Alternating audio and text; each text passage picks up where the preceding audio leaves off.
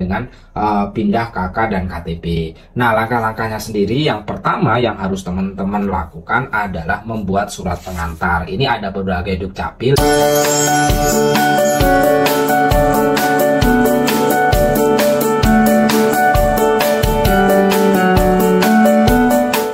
Halo Sobat Zona Lampung, pada video kali ini kita akan membagikan langkah ataupun tutorial bagaimana sih sebenarnya untuk membuat kartu keluarga dan juga pembuatan KTP khususnya bagi kalian semuanya yang melakukan pindah domisili. Jadi untuk KTP dan KK ini tentu saja menjadi salah satu produk pelayanan khususnya pada pelayanan pendaftaran penduduk. Kartu keluarga atau yang lebih dikenal dengan KK dan juga kartu tanda penduduk atau KTP ini Sobat Zona Lampung sekarang juga bisa akses secara online. For your information aja bahwa produk untuk KK, akta kelahiran dan juga barangkali seperti halnya biodata penduduk PNI itu Sobat Zona Lampung bisa download secara online juga nanti hasilnya itu akan tercatat di data IKD, Identitas Kependudukan Digital. Ini merupakan salah satu aplikasi yang banyak sekali kegunaan dan manfaatnya. Bagaimana pelayanan penerbitan kartu keluarga atau KK baru setelah Sobat Zona Lampung itu nanti pindah gitu ya. Jadi untuk yang pengen membuat KK dan KTP baru ketika pindah domisili, baik karena alasan merantau atau karena alasan merantaunya karena alasan bekerja, pendidikan, atau pindah satu keluarga, ataupun karena alasan menikah. Jadi ada banyak alasan terkait dengan pindah KK dan KTP. Nah, langkah-langkahnya sendiri yang pertama yang harus teman-teman lakukan adalah membuat surat pengantar. Ini ada berbagai dukcapil yang mensyaratkan untuk membuat surat pengantar. Surat pengantar ini berisi terkait dengan dari RT yang ditujukan kepada lurah. Jadi kita dalam pembuatan di sini adalah pembuatan SKP WNI, surat keterangan pindah warga negara Indonesia. Dari surat pengantar yang ada di RT nanti akan ditujukan kepada lurah. Ditujukan kepada lurah itu nanti Sobat Zona Lampung akan diminta beberapa ngisi formulir. Formulirnya pendaftaran perpindahan penduduk. Ini surat keterangan pindahnya Sobat Zona Lampung coret. Terus di sini ada alasan pindahnya juga harus pasti.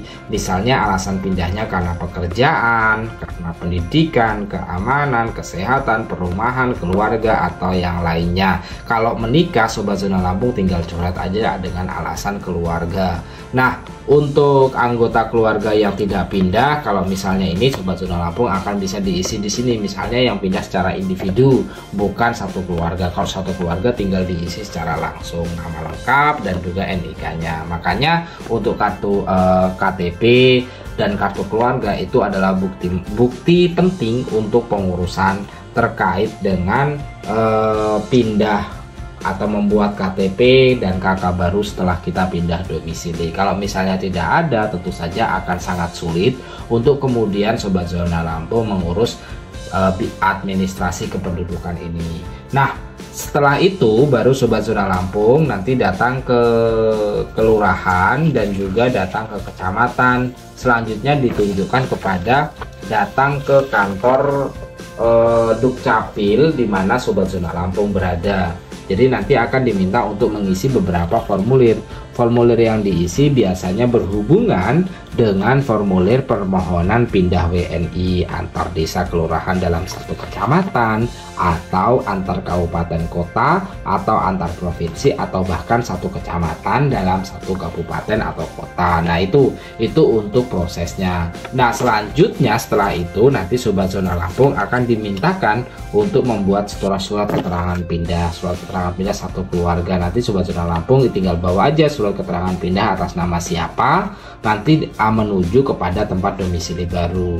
Ke tempat domisili baru membawa SKP WNI dan Sobat Zona Lampung itu akan diminta untuk mengisi beberapa formulir di tempat domisili baru. Formulir yang diisi antara lain terkait formulir pendaftaran peristiwa kependudukan, ini membuat apa ya, kartu keluarga, permohonannya, dan juga KTP elektronik, baru pindah datang dan lain sebagainya. Itu Sobat Zona Lampung diminta untuk mengisi formulir ini.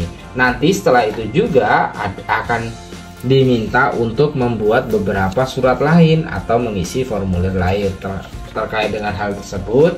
Nanti biasanya adalah formulir kalau ada perubahan anggota keluarga itu akan diminta untuk ngisi formulir tentang adanya ini teman-teman, formulir F101.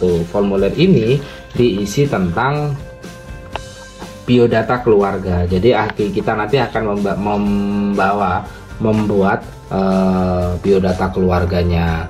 Dan kalau misalnya ada perubahan elemen kependudukan, nanti juga akan diminta elemen kependudukan, misalnya pendidikan dan pekerjaan dari awalnya SD, kemudian sobat zona Lampung lulusan SMA itu harus membawa ijazahnya, S1 bawa ijazahnya, S2 juga membawa ijazah. Ijazah yang dibawa adalah ijazah yang terakhir.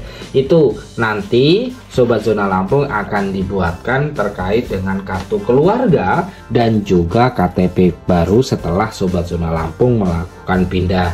Jangan lupa pula untuk surat keterangan pindah yang ada atau yang didapatkan kalian semuanya setelah pindah itu hanya akan berlaku selama 30 hari. Kalau misalnya lebih dari 30 hari, sobat zona Lampung harus mengurus terkait dengan pencatatan sipil kembali dengan mengulangi proses yang sama. Semoga ini menjadi pedoman ya bagi kalian semuanya yang pengen membuat KTP baru atau membuat KK baru setelah pindah. Jadi untuk SKPWNI memang jadi syarat mutlak yang harus sobat zona Lampung isi. Nantinya sobat zona Lampung akan dibuatkan kalau prosesnya untuk pengurusan dan juga sampai tahap akhir kemarin menurut pengalaman kami itu sekitar 5 harian. 5 harian juga enggak full, kalau kita harus pulang dulu ke daerah asal, pengurusan terkait dengan perpindahan, baru setelah itu kita ke domisili Dukcapil di mana kita akan domisili. Itu untuk pengurusannya nggak sampai setengah hari itu sudah jadi.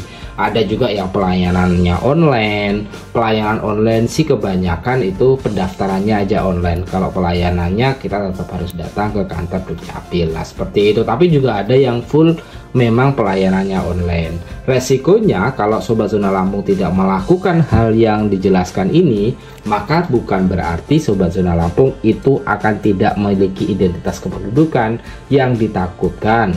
Kalau sobat zona Lampung itu tidak melakukan ini, maka sobat zona Lampung akan memiliki nik ganda. Jadi membuat nik ganda, yang satunya masih aktif dan yang satunya juga masih aktif, itu sangat membingungkan ketika nanti teman-teman harus update nik ketika mengurus BPJS misalnya, perbankan atau perpajakan dan lain sebagainya. Jadi itu diperlukan untuk langkah sebagai jalan sistematis bagi kalian semuanya. Terima kasih telah menonton. Jangan lupa like, share, dan komen ya. Jika ada pertanyaan silahkan tulis di kolom komentar. Bye bye.